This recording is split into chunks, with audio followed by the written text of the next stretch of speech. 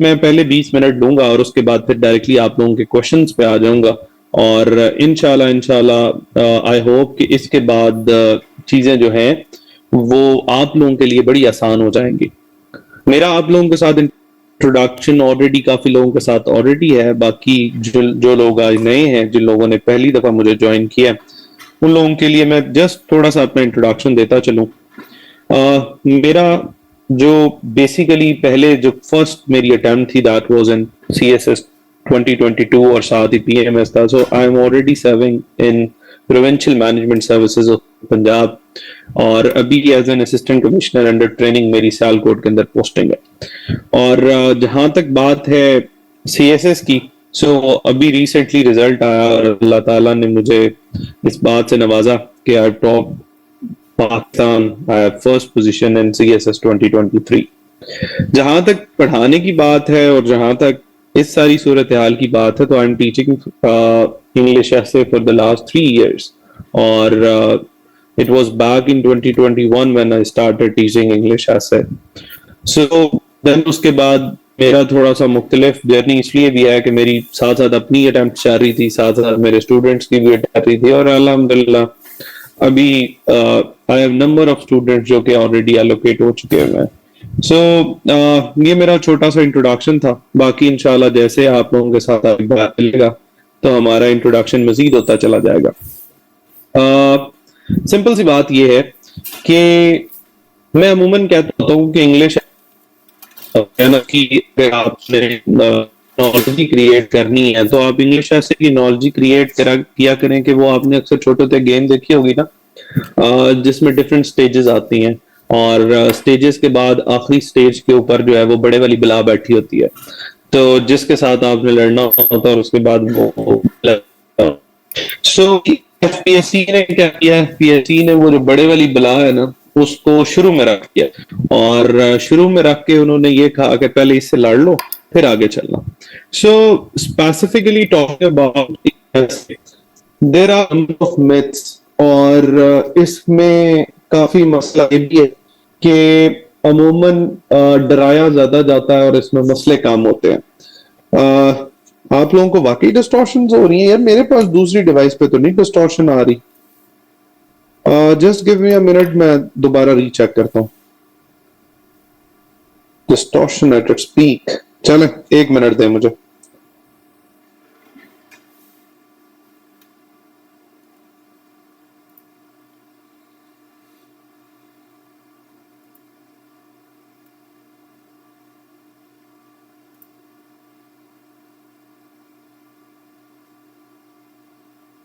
जी अभी बताइएगा।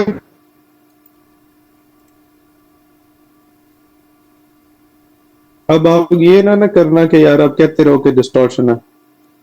अब और ज्यादा अच्छा यार ये आप कह रहे हैं मुझे बिल्कुल ऐसे कैसे हो सकता है कि एक बंदे का आवाज ठीक है और दूसरे बंदे का। चलो 1 मिनट दो मुझे, मैं अब ख्याल।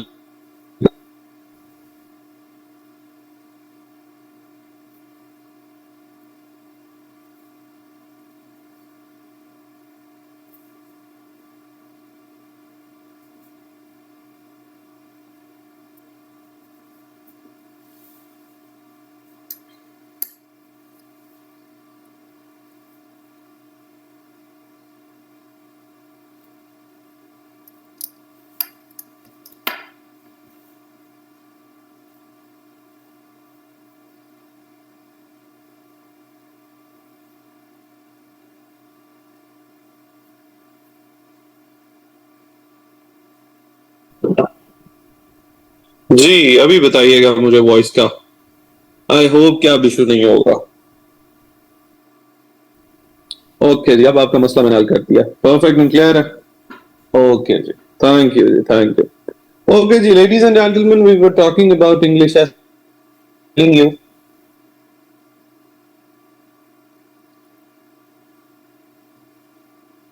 कि वो वाली आखिर वाली very simple to clear reason thereby कि यार आपने ना सिर्फ और सिर्फ निटिगिटीज के साथ खेलना है। देखें मैं सिंपल सी आपको बात बताता हूँ। What sir Adil says does not matter at all. What matters most कि आप मुझे ये सिंपल सी एक बात का जवाब दे दो कि आपका पेपर किसने लेना है।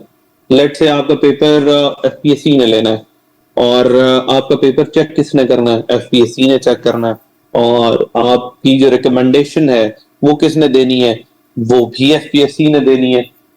और इसका क्या मतलब हुआ, इसका मतलब ये हुआ कि जो इंस्ट्रक्शंस जो हैं वो एफपीएससी ने दी, they are the most important ones. वही असल चीज है जो कि आपकी पासिंग और फेलिंग को डिटरमिन करती है। अब आप कहते हैं कि सर देखें, फेडरल पब्लिक सर्विस कमीशन जो है वो एक इदारा है जो कंडक्ट कर रहा है, तो हमारे पास तो उनके साथ डायरेक्ट मामलात करने की कोई तरीका कार नहीं है। कैसे तो नहीं हो सकता चेयरमैन साहब को आप फोन करें, आप पूछ लेंगे हाँ जी क्या तरीका है। देखिए, देयर आर डिफरेंट मीन्स जिसके थ्रू एग्जामिनर आपसे बात करता है। You should be vigilant enough कि आप उन सोर्सेज को देख सकें, आप उन टूल्स को देख सकें। अब वो टूल्स क्या हैं, वो सोर्सेज क्या हैं। देयर आर ओनली 3 सोर्सेज जिसके थ्रू आप जो है ये डिटरमिन कर सकते हो कि इंग्लिश ऐसे में आपने बच्चों क्या करना है और क्या नहीं करना। अब आप कहते हो कि सर वो कौन से सोर्सेज हैं। They are very simple. देखें जी, the first and the foremost source is your basically syllabus. अब आप कहते हो कि सर देखें जी, सिलेबस के अंदर तो 3 लाइनें लिखी हुई हैं। अब हमें तो नहीं पता कि सिलेबस के अंदर क्या इंपॉर्टेंट चीज है क्या नहीं है। जब आप सिलेबस निकालते हो ना, बल्कि आप लोग जरूर निकालो सिलेबस, सिलेबस निकालो और उसकी पहली जरा लाइन पढ़ने की कोशिश करो। हरी आप 1 मिनट है, आप सब अपने अपने फोन्स के ऊपर निकालो सिलेबस, सीएसएस का सिलेबस सर्च करोगे तो आपका निकल आएगा। मैं बड़ी इंपॉर्टेंट बातें आज आपसे डिस्कस करने जा रहा हूं ताकि आप लोग देखें, जब बेसिस मजबूत हो जाती है ना तो फिर चीजें आसान हो जाती हैं। अब सीएसएस का सिलेबस अगर आप निकालो तो सिलेबस निकाल कर आपने सिर्फ उसकी इंग्लिश ऐसे की पहली लाइन पढ़नी है, तो आपको पता चल जाएगा कि कितना कुछ लिखा हुआ है। अब ये टोटल जो है उधर 4 से 5 लाइनें नजर आएंगी। पहली लाइन में एग्जामिनर जो सिलेबस सेट कर रहा है वो क्या लिखता है, पीएससी ने लिखा हुआ है कि candidates will be required to write 1 or more essays in English।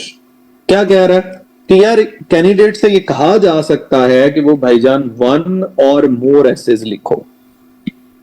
अब हमने तो हमेशा ये सुना है कि यार एक ऐसे लिखना होता है। हमें तो हर बंदे ने यही बताया कि भाईजान इंग्लिश के ऐसे के अंदर जी 9-10 टॉपिक आते हैं, उसमें से जी आपने कोई सा एक टॉपिक उठा के उसके ऊपर ऐसे लिखना होता है। लेकिन यहां पर तो एग्जामिनर कुछ और कह रहा है, एफपीएससी कुछ और कह रही है। वो कहता है कि candidates will be required to write 1 or more essays। तो इसका क्या मतलब हुआ कि भाईजान देयर माइट बी पॉसिबिलिटी कि वो एक दिन आएगा जब एग्जामिनर क्या कहेगा, एग्जामिनर कहेगा कि भाईजान 1 नहीं 2 essays लिखो, क्योंकि वो उसने लिवरेज रखा हुआ है। वो क्या कहता है कि यार मैंने एक लिवरेज। अब देखो ये चीज आप नहीं पढ़ोगे तो आपके जेहन में कभी आएगा ही नहीं कि यार मैं 2 essays भी लिखने के लिए मेरे से पूछ सकता है। ठीक है, उसने कभी नहीं पूछे होंगे, बट इसका मतलब ये तो नहीं कि वो पूछेगा भी नहीं। पॉसिबिलिटी तो एग्जिस्ट करती है, मे भी आपकी दफा पूछ ले, मे भी उससे अगली दफा पूछ ले। So that is the reason why syllabus को समझना बड़ा जरूरी है। फिर इसी सिलेबस को थोड़ा सा आप आगे लेके चलते हो ना, तो वो कहता है कि candidates are expected to reflect comprehensive and research based knowledge on a selected topic। इस पे मैं आगे बड़ी डिबेट करूंगा। ये जो क्राम राइटअप आप लोग भी मांगते हो ना कि सर अपने एसेस दे दें, अपनी आउटलाइंस दे दें, ये वाले विनिंग एसेस तो वो वाले बेस्ट एसेस, इससे क्या नुकसान होता है। आगे मैं एग्जामिनर रिपोर्ट्स निकाल के बैठूंगा तो आपसे मैं बात करूंगा ये सारी डिबेट। अब देखो ना, इस सिलेबस के अंदर अगर आप देखो ना तो वो कहता है comprehensive and research based knowledge, candidate की आर्टिकुलेशन, एक्सप्रेशन, टेक्निकल ट्रीटमेंट, ये सारे का सारा एग्जामिन किया जाता है। तो इसका क्या मतलब हुआ कि सिलेबस के अंदर उसने काफी कुछ बता दिया कि भाईजान असल में क्या पूछा जाएगा। नेक्स्ट थिंग, दूसरी इंपॉर्टेंट चीज क्या है। पहली इंपॉर्टेंट चीज ये थी कि सिलेबस से देखना है आपने कि भाईजान सिलेबस में इंग्लिश ऐसे के बारे में क्या लिखा हुआ है। दूसरी इंपॉर्टेंट चीज क्या देखनी है आपने। अब आप कहेंगे सर ये तो हर कोई देखता है, हर कोई नहीं देखता। देखें, दूसरी इंपॉर्टेंट चीज आपने देखनी है क्वेश्चन पेपर। आपने क्या देखनी है, क्वेश्चन पेपर निकालना है। आपने क्वेश्चन पेपर निकाल कर देखना है कि यार क्या इसकी इंस्ट्रक्शंस के ऊपर भी कुछ लिखा हुआ है। अब ये दूसरी बड़ी इंपॉर्टेंट चीज है। इंग्लिश ऐसे को अगर आपने समझना तो दूसरी इंपॉर्टेंट चीज ये देखनी है कि क्वेश्चन पेपर के ऊपर क्या कोई ऐसी इंस्ट्रक्शंस दी हुई हैं जो हमारे काम की हैं। जी बिल्कुल, ऐसी इंस्ट्रक्शंस एग्जिस्ट करती हैं। आप सब लोग बेशक अपना निकाल कर देख सकते हैं, मैं आपको अभी निकाल कर दिखाता हूं क्या कहता है एग्जामिनर। कहता है ये एग्जामिनर बच्चों कहता है कि भाईजान make an outline and write a comprehensive essay of 2500 to 3000 words on any one of the given topics। वो कहता है एक तो उसने ये कंपल्शन बना दी कि भाइयों और बहनों के आउटलाइन बनानी बड़ी जरूरी है। तो प्यारे बच्चों आपने सबसे पहला काम ये करना कि आउटलाइन बनानी है। ये भी कुछ ऐसे मुफक्किर थे जो कहते थे कि ऐसे के अंदर आउटलाइन की जरूरत नहीं है, सो उसने उसे फिर लिखना पड़ा। उसने कहा कि अच्छा खुदारा मैं लिख दूं कि भाईजान इसके बिना गुजारा नहीं है, आपने ये काम करना ही करना है, तो आउटलाइन तो बनानी बनानी है। अब साथ में उसने कहा कि राइट आ कंप्रिहेंसिव, ऐसे इधर उसने कहा एक है उसके पास लिवरेज जरूर है, लेकिन उसमें इसने क्लियर कर दिया कि भाई इस पेपर के अंदर आपने एक ही बनाना है, एक ही ऐसे लिखना है on any one of the given topics. नीचे दिए गए टॉपिक्स में से किसी एक टॉपिक को उठा के उसके ऊपर ऐसे, ठीक है, यहां तक बात क्लियर हो गई। अब जरा दिल थाम के बैठिएगा, असल चीज आगे आने जा रही है। वो कहता है कि make sure you use different forms of discourses. अब डिस्कोर्सेस कौन से हैं? Exposition, argumentation, description and narration. अब अल्लाह का करम ऐसा है कि हमने इनको क्या बना दिया? Types of essays. अब खुदारा ये भी जहन में एक बात रखें कि these are not the types of essays, these are basically the discourses. अब डिस्कोर्स क्या है? डिस्कोर्स आप यूज कर सकते हो, discourse can be a statement only, एक सेंटेंस भी हो सकता है, वो सेंटेंस का मजमुआ हो सकता है, वो पैराग्राफ हो सकता है। सो व्हिच मींस कि what examiner is expecting from you, examiner is expecting from you to write an essay and use all these discourses in a single essay जो भी आप लिखने जा रहे हो। अब obviously when you will be explaining something in the light of some theory or a concept, so that would be a discourse of exposition। when you will be arguing something, because arguments तो लाजमी है, कोई भी topic उठा लो उसमें argument देने लाजमी है, so argumentation। when you will be describing something, you will be telling something about कि यार ये इस तरह की है, इसकी एक और ये इसकी characteristics, and this would be a description. In the similar way when कोई भी आप हिस्ट्री का कोई इवेंट नरेट कर रहे हो, कुछ भी आप नरेट कर रहे हो, कोई स्टोरी नरेट कर रहे हो, दैट वुड बी नरेशन। सो आप इमेजिन करो, can you right any essay without using all these discourses? हम डायरेक्टली और इनडायरेक्टली ये जानते हुए बिना जानते हुए ये तमाम के तमाम डिस्कोर्सेस का इस्तेमाल तो कर रहे होते हैं, लेकिन हमें पता नहीं है। हमें तो बताया जाता है कि अच्छा ये टाइप ऑफ ऐसे है, इसकी आउटलाइन ऐसे बनानी है, ये टाइप ऑफ ऐसे है तो इसका इंट्रो ऐसे लिखना है। There is no difference at all. हर तरह के टॉपिक का आउटलाइन बनाने का तरीका सेम है, हर तरह के टॉपिक की इंट्रो कंक्लूजन लिखने का तरीका सेम है, पैराग्राफ लिखने का तरीका सेम है। सो आज से आपने ये ज़हन में निकाल देना है कि there are some types of essays. ये डिस्कोर्सेज है बेसिकली जो कि आपने हर एक ऐसे के अंदर इस्तेमाल करने होते हैं। मूविंग फॉरवर्ड, अब सवाल ये पैदा होता है कि नंबर किन चीजों के मिलते हैं? नंबर 3 चीजों में मिलते हैं जी ऐसे के अंदर। क्रेडिट विल बी गिवन, ये आपके क्वेश्चन पेपर के ऊपर लिखा है, मैं खुद से नहीं कर रहा। क्या कहता है? Credit will be given for number 1 organisation, number 2 relevance and number 3 clarity. Clear हो गया बात? किन 3 चीजों का? Organisation, relevance, clarity. सो अब इसका क्या मतलब हुआ कि इन 3 चीजों पर उसने नंबर देने। अब ऑर्गेनाइजेशन क्या है? ऑर्गेनाइजेशन तो ये है ना कि देखें, आपका एक फ्लो जिसको कोहेरेंस और कोहेजन के एलिमेंट्स कहते हैं, ये कोहेरेंस और कोहेजन के जो एलिमेंट्स हैं इनको आप ऑर्गेनाइजेशन कहते हो। वो कैसे? आप देखो, यूज ऑफ कनेक्टर्स आप करते हो, प्रॉपर ट्रांजिशंस होती हैं, एक टेक्निकल ट्रीटमेंट होता है कि यार बॉडी पैराग्राफ का ये स्ट्रक्चर है, in the similar way introduction और कंक्लूजन का ये स्ट्रक्चर है, वो आपने फॉलो करना, ठीक है। उसके बाद relevance, this is the most important thing. हमें हर बंदे ने बता दिया कि भाईजान पाथवेज के साथ हमें वे फॉरवर्ड देने। There was a topic in CSS 2024 जिसका नाम था, कोई टॉपिक इस तरह था कि पाथवेज टू पाकिस्तान प्रॉस्पेरिटी। मुझे एक स्टूडेंट ने आउटलाइन बना के भेजी, उन्होंने कहा सर ये जरा चेक करें।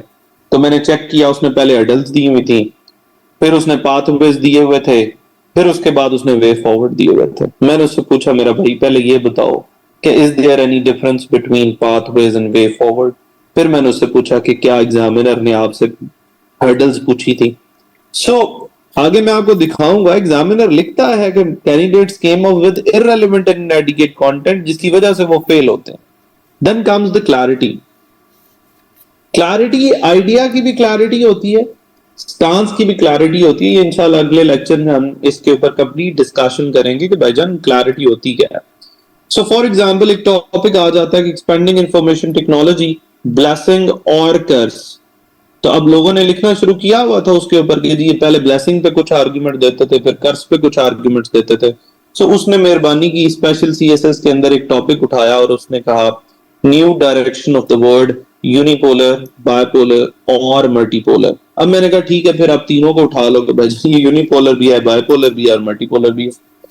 सो क्लैरिटी इज इंपॉर्टेंट कि आपने you have to take one side. You can not say ये भी ठीक है ये भी ठीक है, you have to take one side, जो मर्जी ले लो। Second clarity is the clarity of thoughts and ideas. You can not say ये होगा, होता होगा, no. You need to be very clear that if I am arguing something, तो मुझे बड़ा क्लैरिटी के साथ ये बात करनी पड़ेगी कि वाकई यार ऐसे है। बात समझ में आ रही है, क्लियर हो रही है? यहां तक बात क्लियर है तो आगे चलते हैं।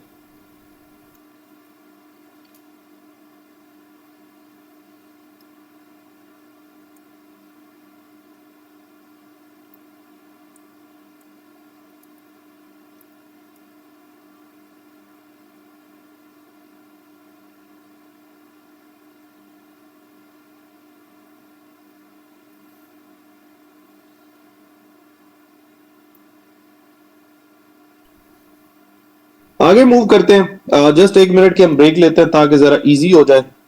आप लोग रिलैक्स करें, एक मिनट बाद हम अगली बात करते हैं, क्योंकि आहिस्ता आहिस्ता आपके अंदर इनकलकेट करनी है।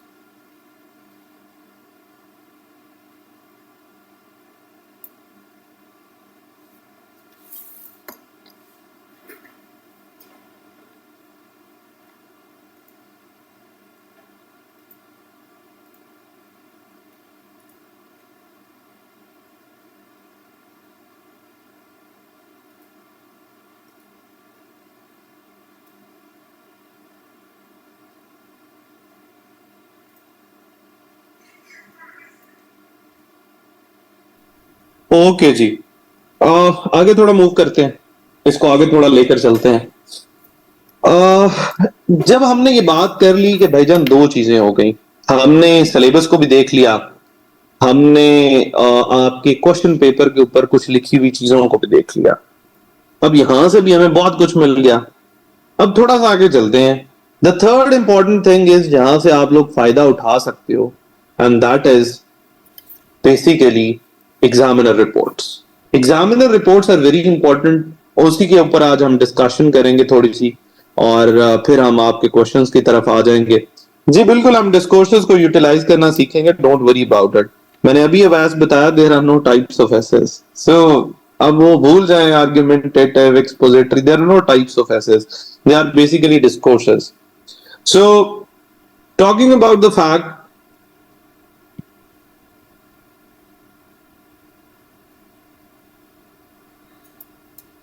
नहीं Alina, you don't have to do it. अगर मैं अभी उस पे आपको आगे दिखा देता हूँ एग्जामिनर की रिपोर्ट। अच्छा एग्जामिनर, चलें जी, इररेलेवेंसी और इनएडिक्वेसी के ऊपर मैं बात करता हूँ। ये देखें जी एग्जामिनर ने क्या लिखा हुआ है, ये 2017 की रिपोर्ट है, और एग्जामिनर साहब क्या लिखते हैं, वो कहते हैं जी the quality and level, sorry my bad, वो कहते हैं जी the quality and level of critical argumentation on the whole was very poor। वो बता रहे हैं रीजंस क्या हैं जी फेलियर के, और साथ में वो कहते हैं कि जी मोस्ट ऑफ द कैंडिडेट्स, अच्छा ये काम की चीज नहीं, हमारे काम की फिलहाल ये चीज है, in most papers content were inadequate and irrelevant. अब इसका क्या मतलब है, इररेलेवेंट और इनएडिकेट का क्या मतलब? अब देखो मेरी बात सुन, जो लोग सीएसएस की तैयारी कर चुके होते हैं, पीएमएस की तैयारी कर चुके होते हैं, वो इतने तो वो सेन होते हैं ना कि वो भाईजान वो 12th फेल की तरह टूरिज्म की बजाय टेररिज्म नहीं लिख के आते। इतने तो वो सेन होते हैं, उन्हें पता होता है क्या टॉपिक है। तो फिर यहां पर इररिलेवेंसी और इनएडिक्वेसी से क्या मुराद है? इससे मुराद यही है कि भाईजान पाथवेज पूछी हुई हैं तो हर्डल्स भी लिख के आएंगे, वे फॉरवर्ड भी लिख के आएंगे और तबाही उतार के आएंगे।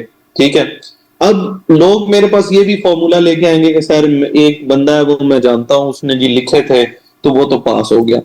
मेरी बात हमेशा याद रखें, अगर एक्सेप्शंस होती है ना, उसकी रीजन ये होती है कि शायद उसने पाथवेज को इतने प्रैग्मेटिक दिए थे कि एग्जामिनर ने उसको कहा कि चलो यार अब मैं इसका रगड़ा इस वजह से ना लगा दूं कि इररिलेवेंसी की वजह से मैं इसको फेल ना कर दूं।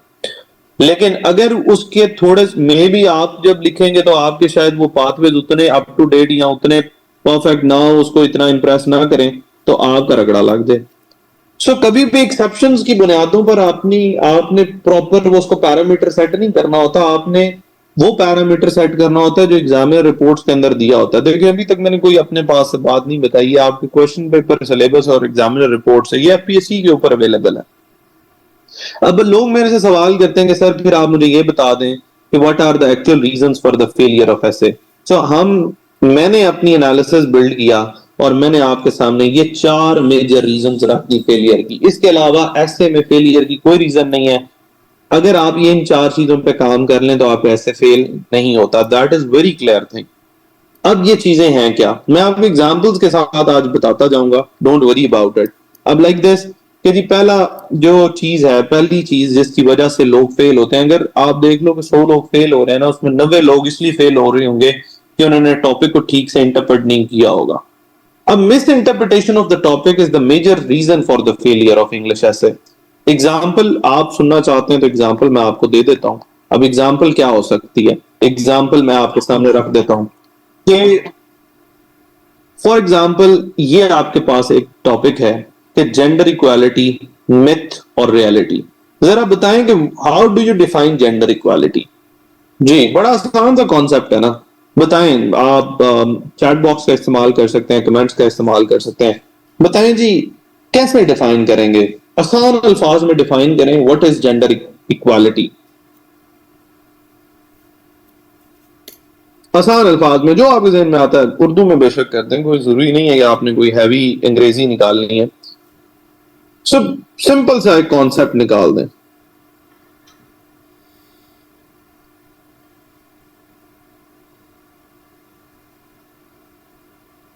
अब देखो मैंने अभी 5 के 7 लोगों के कमेंट्स देखे और उसके बाद ये मैं चैट बॉक्स में 20-22 लोगों ने चैट बॉक्स में लिखा।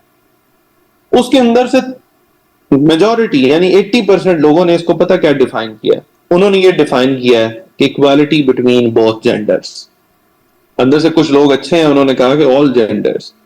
तो प्यारे बच्चों देखो, एक बंदे ने ऐसे लिखा इसको ये सोचते हुए कि this means equality between male and female. दूसरे बंदे ने at least Pakistan in the context में भी बात करें, जनरली भी बात करें, तो बायोलॉजिकल और सोशल वो जो डिबेट है नेचर नर्चर की, उसमें भी जो ट्रांसजेंडर्स हैं यानी थर्ड जेंडर है, वो तो फिर ऑब्वियसली वो दोनों तरफ से एक्सेप्टेड डोमेन में आते हैं। सो एटलीस्ट आपके मेल फीमेल और ट्रांसजेंडर तक तो आपकी जानी चाहिए ना डेफिनेशन। आपकी डेफिनेशन रुक जाती है मेल और फीमेल तक। अब मुझे ये बताएं कि एक बंदे ने ऐसे लिखा हुआ हो इस कॉन्टेक्स्ट में और दूसरे ने थर्ड जेंडर को भी इंक्लूड किया हो, तो क्या उन दोनों के ऐसे में जमीन आसमान का फर्क नहीं होगा? क्या ख्याल है, होगा कि नहीं होगा? जस्ट वन वर्ड आंसर दें, अगर होगा तो भी बताएं, नहीं होगा तो भी। ऑब्वियसली होगा ना। अब मुद्दा ये है कि दिस मींस, अब हुआ पता क्या है, लोगों ने सिंपली कर दिया कि equality between male and female और उस बुनियाद पर सारी बात कर दी और उसके बाद फेल होकर बैठ के एग्जामिनर कहता है miss interpretation of the topic. फिर आगे चलते हैं थोड़ा सा। अब अगला टॉपिक है classrooms decide the future of a nation. यहां पर एग्जामिनर का क्लासरूम से क्या मुराद है, क्या समझ आई आपको? तो ये classrooms decide the future of a nation.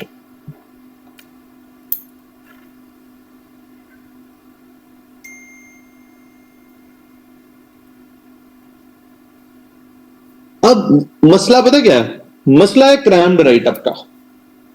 अब क्रैम्ड राइटअप क्या है वो भी मैं बताता हूं कि हमने ना, हमें किसी ने बता दिया कि डोमेन्स होती हैं 8 के साथ, उसमें से ऐसे आते हैं एजुकेशन तैयार कर लो, डेमोक्रेसी तैयार कर लो, इकोनॉमी तैयार कर लो, ये कर लो, वो कर लो।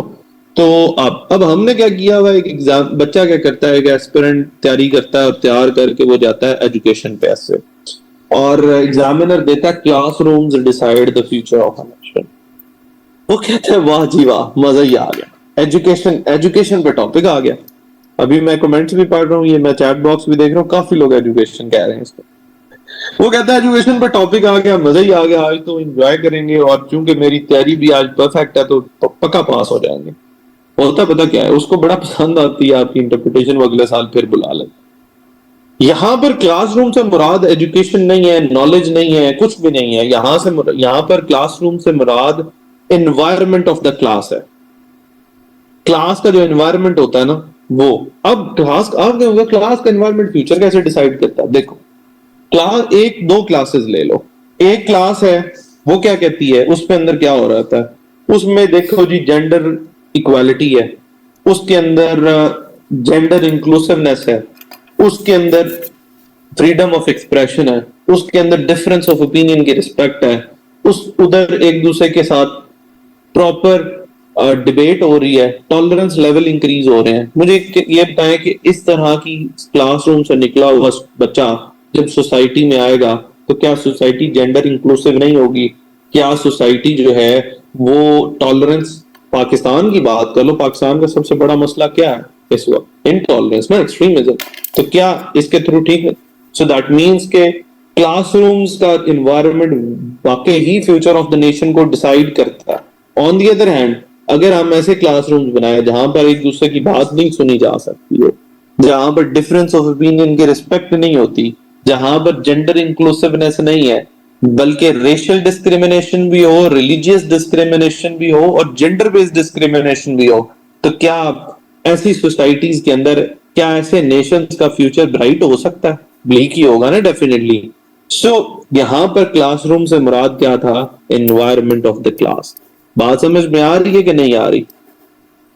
This is basically the miss interpretation जो कि रीजन करती है। देखो, अब एक छोटी सी डोरमेंट कंटेंशन है टॉपिक के अंदर, जिसकी वजह से आपका पूरे का पूरे ऐसे का स्ट्रक्चर बदल गया। एक बंदे ने education decide the future of a nation सोच के लिखा था, दूसरे ने एनवायरनमेंट ऑफ द क्लास जो कि असल इंटरप्रिटेशन है वो सोच के लिखा था। मुझे बताओ, क्या इन दोनों के एसेज में जमीन आसमान का फर्क होगा कि नहीं होगा?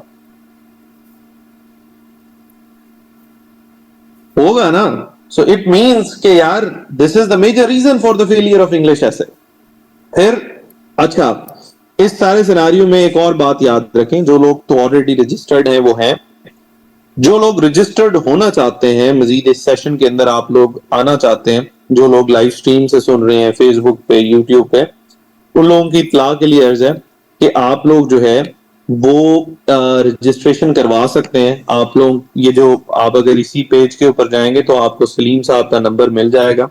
सलीम साहब का जो नंबर है वो भी मैं यहाँ पर दोबारा लिख देता हूँ। कल तक सिर्फ रजिस्ट्रेशन ओपन है, कल रात जो है 10 बजे रजिस्ट्रेशन क्लोज हो जाएंगी। मैं लिख रहा हूँ नंबर यहाँ पर, बेशक स्क्रीनशॉट ले लें, 0343 066 7874। कल रात 10 बजे के बाद there won't be any registrations of English essay. ये जी हमारा, ये मैं दोबारा रिपीट कर रहा हूँ, दैट इज 0343 066 7874। ठीक है जी। सो आप रजिस्टर कर सकते हो। जो ये इंग्लिश ऐसे का जो सेशन है हमारा, इसके अंदर ये बेसिकली 2 मंथ का सेशन होता है, जिसमें एक मंथ में हम जो है classes plus practice plus evaluation करते हैं स्टेप बाय स्टेप। उसके बाद फिर हम 4 फुल लेंथ मॉक्स और उनकी डिस्कशंस करते हैं। उसके बाद टिल एग्जाम्स आपकी इवैल्यूएशन फ्री होती है, बेशक आप जितनी मर्जी इवैल्यूएशन कराएं। तो वो वाला सीन नहीं है कि बस ये सेशन हुआ और फिर छुट्टी हो जाएगी, ऐसा कुछ भी नहीं है। और इसकी जो फीस है दैट इज 15,000। सो जो लोग भी रजिस्टर करना चाहते हैं वो कल तक रजिस्टर कर सकते हैं। हमारा जो इस वक्त हमारे पास 3 स्लॉट्स अवेलेबल हैं। पहला जो स्लॉट ऑलरेडी अभी जो टाइम चल रहा है दैट इज 10 to 11, और ये जो है ये स्लॉट हमारा फिल हो चुका है डेफिनेटली, आप लोगों को जैसा कि पता है। इसके बाद जो दूसरा हमारा स्लॉट है दैट इज फ्रॉम 11 to 12।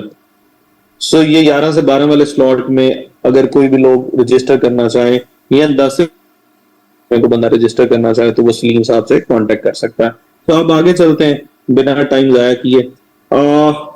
मैंने एक रीजन आपको बता दी। The first reason is the misinterpretation of the topic. What is the second reason? Second reason is irrelevancy and inadequacy. आपने अगर आपको याद हो, आपको अभी मैंने थोड़ी देर पहले क्वेश्चन पेपर की वो बताया था कि क्रेडिट विल बी गिवन, जहां पर लिखा हुआ था जो आखिरी लाइन थी उस नोटिफिकेशन की, उसमें लिखा हुआ है credit will be given for the organisation relevance and clarity.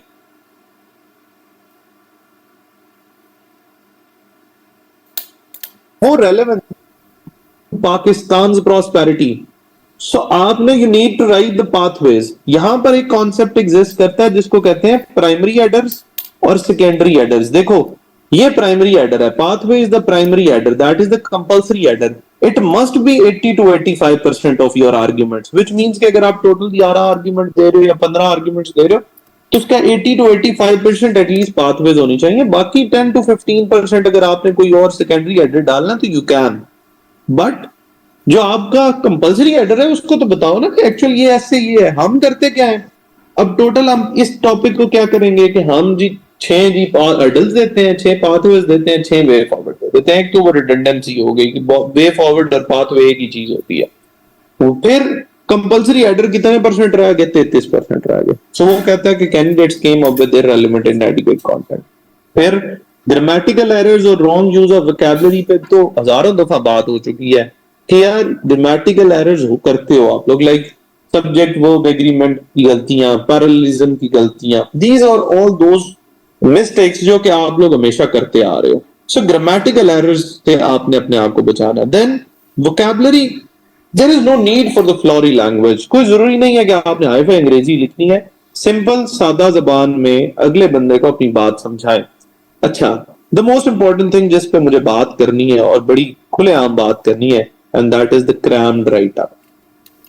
अब क्रैम्ड राइट अप क्यों मैंने लिखा हुआ है कि रीजन फॉर द फेलियर है, उसके लिए जरूरी है कि जरा पीछे जाए ना, अपनी एग्जामिनर रिपोर्ट पे चलते हैं, ताकि आपको मैं विद रेफरेंस ये बात समझा पाऊं कि आपको चीजें जो है वो कहां से लेनी है और कहां से नहीं लेनी।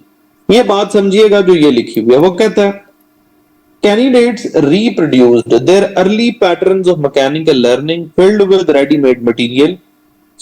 अब वो कहता है कि कैंडिडेट्स ने ना early pattern of mechanical learning सीखे हुए थे, मतलब वो जो डोमेन रटा मार के आए। कुछ लोग तो ये भी अल्लाह का करम है वो करते हैं कि इंट्रो याद किए होते हैं उन्होंने, बर्नार्ड रसल के उसके अलावा फ्रांसिस बैकन के उन्होंने ना इंट्रोज याद किए होते हैं। सो वो जब रट्टा आता है ना एजुकेशन पे तो वो रट्टा मारा होता है, वो लिख देते हैं।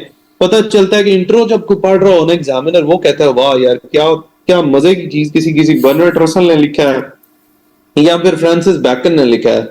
लेकिन जैसे ही पहला बॉडी पैराग्राफ शुरू होता है ना, तब पता चलता है कि बशीरा फ्रॉम पत्तोकी लिख रहा है। तो बशीरा फ्रॉम पत्तोकी का जब दूसरे और तीसरे पैराग्राफ में पता चल नहीं हो तो उससे बेहतर नहीं है कि आप पहले से उसकी एक्सपेक्टेशंस आए ना करो। सो आप कभी भी never ever go for the fact कि यार मैंने रटा मार के इंट्रोज लिखने हैं या मैंने कंक्लूजन उसकी तरह लिखनी है। अब मुद्दा ये है कि वो क्या कहता है, वो कहता है कि stock of similar material, quotations and examples reflect consulting easily available sources, lacking original thinking, critical evaluation and discursive strength of discussion। क्या मसला है? हम क्या करते हैं, हमने जिस दिन तैयारी शुरू करनी होती है हम बिस्मिल्लाह पढ़ते हैं, जाके किसी भी बुक शॉप में घुसते हैं, हम कहते हैं जरा बेस्ट एसेज वाली किताब दो ना जिसके अंदर आउटलाइंस बनी हुई है। अब अल्लाह का करम है जिसने आउटलाइंस बनाई हुई है उसने भी छापा मारा होता है, तो उसने कहीं से छापा मारा होता है, आपने उसका छापा मार लेना होता है। और अल्लाह का करम है सिर्फ आपने छापा नहीं मारना होता, बाकी 10,000 लोगों ने भी छापा मारना होता है। So same quotation, same examples, एक जगह गलती है तो सबकी गलती है। मतलब उस किताब में अगर कोई फैक्ट गलत है तो सबने गलत लिखा है, कोई एग्जाम्पल है तो सबने। अब अल्लाह का करम है चैट जीपीटी आ गई है तो उससे भी छापे मार रहे हैं लोग, तो छापे मार के फिर वो एक दूसरे का, फिर हर बंदा, मुझे ना ऑलमोस्ट जब से ये क्लियर हुआ ना सीएसएस में मेरी पोजीशन आई, पहले भी जब पीएमएस में एलोकेट हुआ, तो अब तो साल हो गया ऑलमोस्ट एलोकेट हुए पीएमएस के अंदर भी, 1.5 साल हो गया होगा। मुझे ना कमो पेश भी 1000 लोगों ने मैसेज किया होगा सर अपनी आउटलाइंस, अपने एसेज, अपनी मैं क्यों नहीं देता। मतलब मैंने उसका वो तो नहीं बनाना, गुंबद तो नहीं बनाना, सिर्फ इसलिए नहीं देता कि यार आप लोग क्या करोगे, वही सेम आउटलाइन छापा मारोगे, वही सेम आप लोग फैक्ट छापा मारोगे, फिर आप छापा नहीं मारोगे। वो बाकी 12,000 13,000 लोग भी छापा मारेंगे। फिर क्या होगा, एग्जामिनर ये लिखेगा कि यार stock of similar material, quotation and examples reflect consulting easily available sources और mechanical learning. As a result क्या होगा कि आपके फेल होते चले जाओगे। ठीक हो गया। अब सिंपल सी बात यह है कि आपने इस चीज से बचना है। सो क्रैम्ड राइट अप, सो मैं आपको, मेरे से अक्सर लोग पूछते हैं कि सर ऐसे के लिए किताब, मैं कहता हूं कोई किताब नहीं।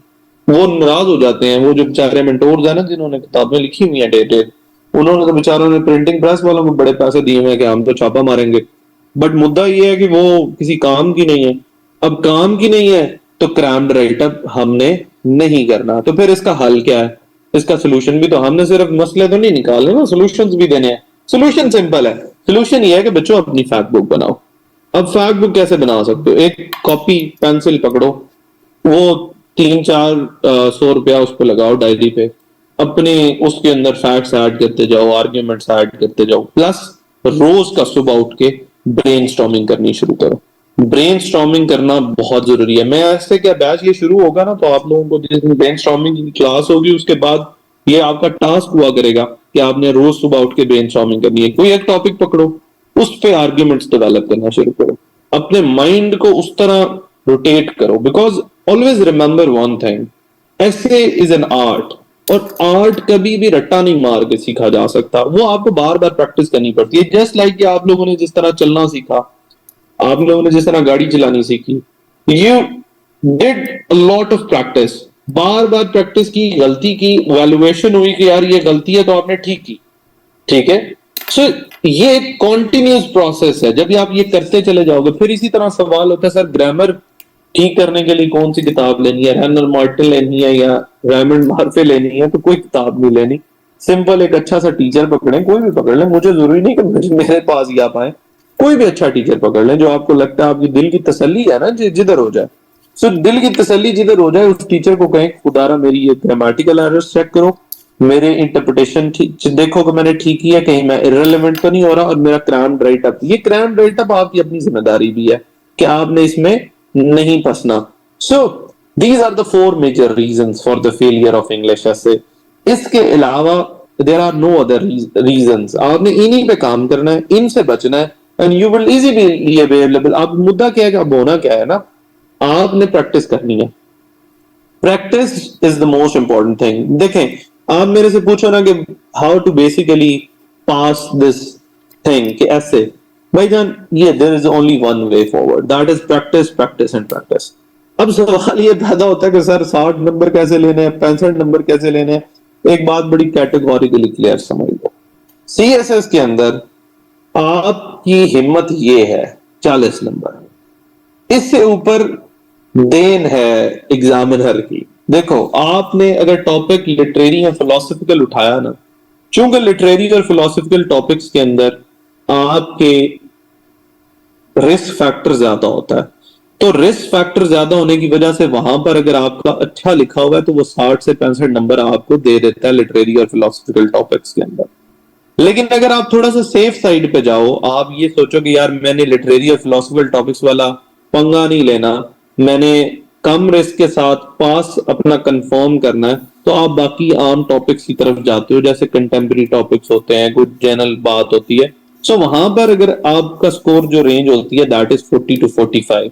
लेकिन आप ये सोचो कि यार this is all about survival, you need to survive things. अब मुद्दा ये है कि अब आप अगर ये लेने के चक्कर में रहोगे ना, तो ये किसी एक या दो बंदे के आते हैं, बाकी तमाम के तमाम लोग रगड़े जाते हैं, लेकिन ये मैक्सिमम लोगों के आते हैं।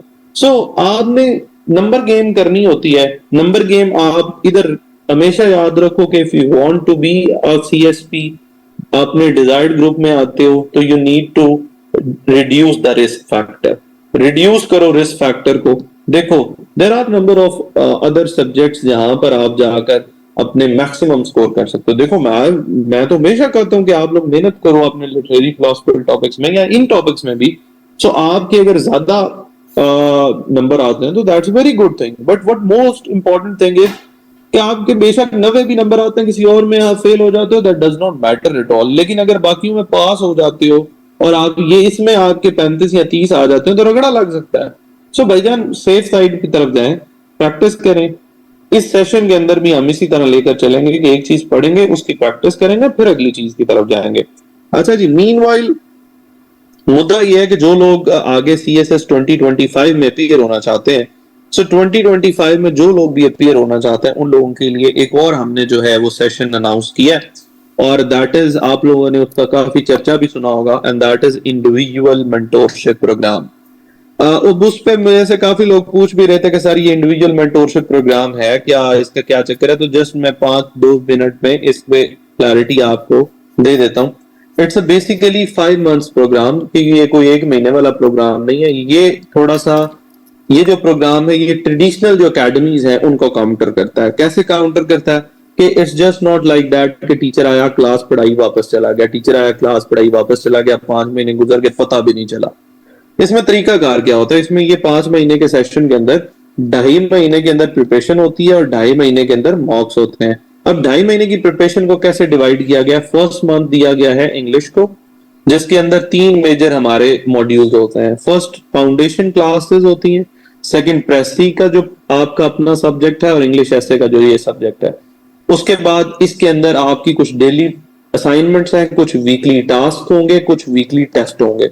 In the similar way second month के अंदर आपकी जो करंट अफेयर, पाकिस्तान अफेयर्स और जनरल साइंस एंड एबिलिटी को कवर किया जाएगा, तैयार कराया जाएगा। आप देखें, स्क्रैच से, जीरो से, जिन लोगों के सिंपल सी बात है, जिन लोगों के जीरो से तैयारी है ना, मतलब बिल्कुल जीरो पे खड़े हैं, उन लोगों की बात कर रहा हूँ कि नोट्स मेकिंग से लेके sources, notes making, daily practice, valuations, discussions, everything will be included in it. और फिर उसके बाद सेकंड जो थर्ड मंथ का हाफ होगा, यानी 15 डेज, उसमें इस्लामिक स्टडीज। जब ये कंप्लीट हो जाएगा तो उसके बाद क्या होगा? उसके बाद अगले 2.5 महीने में असल प्रोग्राम शुरू होगा, जिसको हमें सलीम साहब चित्रोल प्रोग्राम भी कहते हैं। वो प्रोग्राम ये होगा कि उसके अंदर पहले क्वार्टर लेंथ पेपर्स लिए जाएंगे, अगले 2.5 महीने के अंदर क्वार्टर लेंथ पेपर्स होंगे, फिर हाफ लेंथ पेपर्स होंगे, फिर फुल लेंथ पेपर्स होंगे। अब ये तमाम के तमाम जो है, और सबसे बड़ी बात यह है कि इस सेशन के अंदर जो मेन हमारे मतलब एक जो हमारा ग्रुप आएगा, जो कि जैसे कि अभी जून के अंदर एक ग्रुप आया, उसके अंदर 12 to 15 स्टूडेंट्स होंगे और इससे ज्यादा स्टूडेंट नहीं होते। ठीक हो गया? सो ये फॉर द CSS 2025 हमने ये अनाउंस किया है। इंशाल्लाह एक अभी जो सेशन है वो 1 जून से शुरू हो रहा है, जो सेकंड सेशन है इंशाल्लाह वो 1 जुलाई से शुरू होगा, और जो थर्ड सेशन है वो इंशाल्लाह इंशाल्लाह जो कब, अगले उससे आगे, तो 1 जून, देन जुलाई, और उसके बाद अगस्त। ठीक हो गया? जिन लोगों की जॉब्स हैं उन लोगों के लिए ये ज्यादा फेवरेबल है, क्योंकि एक तो जो क्लासेस होंगी वो रात को 9-10 बजे के स्लॉट में होंगी। सेकेंडली ये ज्यादा टास्क बेस्ड असाइनमेंट्स हैं, चीजें इस तरह की हैं। आपके जो मेनली जो आपकी तैयारी है वो आपकी अपने ऊपर होगी कि आप किस तरह वो अपनी असाइनमेंट्स कंप्लीट करते हो, अपने वीकली टेस्ट तैयार करते हो। सो इनडायरेक्टली और डायरेक्टली आपके ऊपर एक चेक एंड बैलेंस भी होता है और आपकी तैयारी भी हो जाती है। सो इसके जो चार्जेस हैं for the 5 months is 80,000 rupees. आप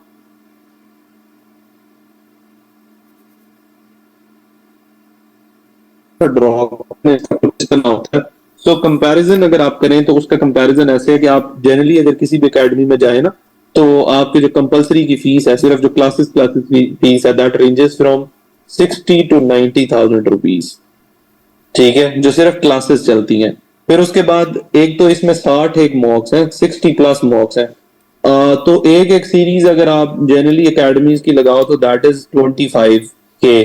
सो इसमें 3 सीरीज बनती हैं उस हिसाब से, तो आप उसको मल्टीप्लाई करो तो 75,000 रुपया सिर्फ ये बन जाता है। So it's around 2 lakh rupees, जो कि आपको सिर्फ 80K के अंदर मिलता है। और उन अकेडमीज के अंदर 150-150 स्टूडेंट होता है उस सेशन के अंदर, यहाँ पर 12 से 15 स्टूडेंट्स हैं। सो that is the comparison of it. जो इंग्लिश का ऐसे का जो सेशन है ना, ये जो भी जो चल रहा है जिसके बारे में आप पूछ रहे हो, इसके अंदर भी मॉक्स हैं। ये एक सेपरेट है, वो एक सेपरेट है। इसमें तो डेफिनेटली फिर लोग आपके जितने बैच के हिसाब से चलते हैं उसमें 12 से 15 लोगों पर स्पेशल फोकस किया जाता है। सो उसके लिए भी जो लोग कांटेक्ट करना चाहते हैं, अगेन सलीम साहब कल 10 बजे तक आप जो है वो कांटेक्ट कर सकते हैं उन्हें। ठीक है जी, मूविंग फर्दर। अब आप लोगों का अगला जो सेशन है वो इस बात पे होगा, आप लोगों के जितने भी सवाल आते हैं, आपके जेहन में इंग्लिश एसेस से रिलेटेड जितने भी सवालात हैं इंडिविजुअल मेंटोरशिप से रिलेटेड, जितने भी सवालात हैं आप लोग पूछ सकते हैं। लाइव स्ट्रीम वाले भी पूछ सकते हैं, आप लोग कमेंट्स कर सकते हैं, और जो लोग अभी यहाँ पर हैं वो आप लोग चैट बॉक्स में पूछ सकते हैं। I am available for the next 15 to 20 minutes, तो जो भी आपके सवालात हैं आप पूछ सकते हैं।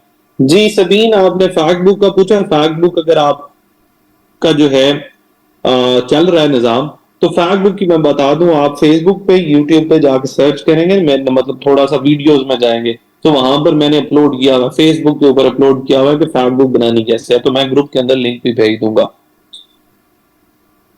ठीक हो गया जी। अच्छा, वो जो मेंटोरशिप प्रोग्राम जो लोग ज्वाइन करते हैं उनको फिर ऑप्शनल के लिए कहीं और जाने की जरूरत नहीं होती है, तो मैं उनको इसी तरह गाइड करता हूँ कि वो ऑप्शन खुद तैयार कर लेते हैं। Don't worry about it. कुछ रिकॉर्डेड लेक्चर्स मेरे पास पड़े हुए हैं टीचर्स के, कुछ अपने पड़े हुए हैं, तो डोंट वरी अबाउट इट, उनके ऑप्शनल्स खुद ही हो जाते हैं। जी साकिब, इंटरप्रिटेशन करेक्ट अगर आपने सीखनी है तो वो आप इस तरह सीख सकते हो कि बच्चे आपने प्रैक्टिस करनी है ना अगेन, और दूसरा आप हमने ब्रेनस्टॉर्मिंग करनी करनी है, तो उससे आपकी क्लैरिटी आ जाएगी।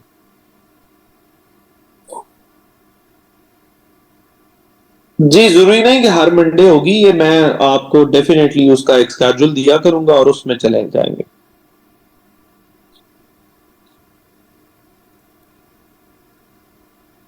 देखिए जी, न्यूज़पेपर आप पढ़ लें, वरना प्रेस रिव्यू आता है या एसपीआर का, वो दिखा दें।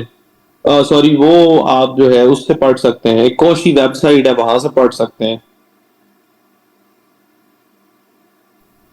अच्छा जी, उसके बाद हाँ जी, नैरेटिव थोड़ा सा आपको वो उस तरफ जाना पड़ेगा। इंग्लिश राइटिंग स्किल सिर्फ प्रैक्टिस से आ सकते हैं। ठीक है। नहीं जी, पीएमएस का जो इंडिविजुअल मेंटोरशिप प्रोग्राम था वो तो पुराना 5 महीने पहले शुरू हुआ था, अब तो खत्म होने वाला है। उन बेचारों के तो मॉक्स चल रहे हैं और उनके लिए आपने बेस्ट ऑफ लक भी कहना है, क्योंकि वो दिन रात बेचारे मॉक्स दे रहे हैं। अच्छा जी, जो लोग लाइव स्ट्रीम है काइंडली वो भी आप लोग क्वेश्चन पूछ सकते हैं, मैंने अभी कमेंट बॉक्स खोल लिया है, तो जो भी सवालात हैं आप लोग पूछ सकते हो। अच्छा जी, जी जरूरी नहीं है यार, थोड़ा सा इंग्लिश ऐसे से रिलेटेड सवालात होते हैं ना जी, ये बुक्स आप सिर्फ इनकी रिव्यूज भी पढ़ सकते हैं। जी सोर्सेज जो हैं, लाइबा पूछ रही है कि सोर्सेज कैसे कलेक्ट करने हैं। देखिए आप प्रेस रिव्यूज मैंने आपको बता दिए, आप कोशी एक वो है ऐप है, उधर से देख लें। उसके साथ साथ आप न्यूज़पेपर्स को देखें, बाकी जो है 10 जो आपके स्पेसिफिकली सब्जेक्ट्स है ना, वहां से भी आपको इसके सोर्सेज मिलेंगे। ठीक हो गया। उसके साथ साथ आप क्या कह रहे हैं कि जी, जी मेरे ख्याल से ऐसे को डायरेक्टली आप मुजम्मिल शुरू कर सकते हैं, कोई मसले वाली बात नहीं है। उसके बाद जी आप क्या कह रहे हैं कि जी 1 क्लास पर वीक नहीं होगी, 2-3 क्लासेस होंगी पर वीक। जी इंशाल्लाह फरा मेहनत करें तो लाजमी, कोई मसले वाली बात नहीं है। जी रेलेवेंट क्वेश्चन है तो फिर मैं बिल्कुल नहीं, अब मैसेज टाइप करें जी। एंड पे हो और करंट अफेयर पहले हो इंडिविजुअल मेंटोर्स पर, क्योंकि ऐसे आइकरा डोंट वरी अबाउट इट, अगर आपने वो ज्वाइन करना तो आपको टेंशन नहीं होगी उसकी, दैट इज ऑन मी। उसके बाद जी डेफिनेटली इंडिविजुअल मेंटोरशिप प्रोग्राम में वैल्यूएशन नहीं होगी तो और क्या होगा। देखिए उसके अंदर पहले तो डेली जो आपकी टास्क है, वीकली टास्क है, वीकली टेस्ट है, फिर इतने ज्यादा मॉक्स है, उन सब की वैल्यूएशन है। जी ये चलते रहते हैं। जी एन, आप सलीम साहब से राब्ता करेंगे तो आपको वो बता देंगे इंस्टॉलमेंट प्लान। जी allocation is not based on the previous degrees, allocation is based on the numbers that you get in your exams। जी आपके क्वेश्चन की, अच्छा जी, जी टाइम भी मैनेज हो जाएगा। अच्छा यूसरा पूछ रही है, would you manage time with your CTP and current appointment? Yusra that is my issue, don't worry about it. मेरी पीएमएस की जो थी training, I was managing time at that time as well. आप लोगों को तो शायद मैं मेरी चेहरे से अभी तराशाई हुई है कि मेरा स्टूडेंट है वो मुझे 3-4 सालों से जानता है। अच्छा जी, जी बिल्कुल, अगर आप नहीं नहीं पैराग्राफ्स लिखो, जरूर लिखो, दैट इज द बेसिक की पॉइंट। जी बिल्कुल, सारा कुछ डिस्कस करेंगे आहिस्ता आहिस्ता। अभी जो चीजें हैं, आप ये देखें, मैं इसको थोड़ा सा कंक्लूड कर देता हूँ। आपने टॉपिक इंटरप्रिटेशन करनी है, वो कैसे करनी है? प्रैक्टिस के थ्रू, ठीक है। हम मैं आपको ब्रेक डाउन का तरीका बता दूंगा कि आप टॉपिक्स को इस तरह ब्रेक डाउन करते हैं। इंशाल्लाह नेक्स्ट से नेक्स्ट लेक्चर जो है हमारा टॉपिक ब्रेक डाउन पे होगा। सो उसके बाद मेरा नहीं ख्याल आपको टॉपिक ब्रेक डाउन में कोई मसला हो जाएगा। देन उसके बाद सेकंड मसला ये है कि रेलिवेंसी और इनडेडिकेसी से कैसे बचना है। वो जब आप इस बात को ज़हन नशीन कर लेंगे कि एग्जामिनर ने आपसे क्या पूछा और क्या नहीं पूछा, तो वो भी आपका मसला हल हो जाएगा। थर्ड रही ग्रामर की बात। देखिए जी, ग्रामर आपकी कभी भी कोई ग्रामर की बुक पढ़ने से तैयार नहीं होगी। आपको बार बार लिखना पड़ेगा, अपनी गलतियां निकलवानी पड़ेगी, और फिर उसके बाद आगे चलना पड़ेगा।